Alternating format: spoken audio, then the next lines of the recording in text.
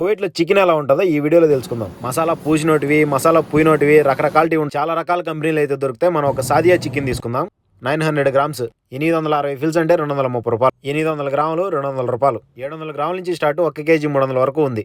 Sadia 1 KG 100 గ్రాములు వచ్చేసి 945 fils అంటే 250 రూపాయలు. 1 కేజీ కూడా 250 రూపాయలు పడుతుంది.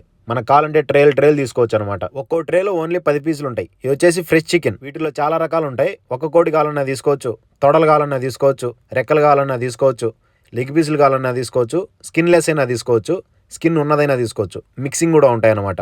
ఇవి వచ్చేసి గుండెకాయలు అనుకుంటా, రెడ్ కలర్లో ఉండేది. ఇవి వచ్చేసి వీటి పేర్లు అయితే నాకు తెలియదు, మీకు తెలిసింటే కామెంట్ చేయండి. వీటిలో మసాలా పూసినట్టు కూడా ఉంటాయి, ఇవి కూడా తీసుకోవచ్చు అనమాట. ప్రతి సూపర్ మార్కెట్లో ఇలాంటి చికెన్ సెక్షన్ అయితే ఉంటుంది. ప్రతి దాని మీద 6 రోజుల డేట్ అయితే ఉంటుంది అనమాట.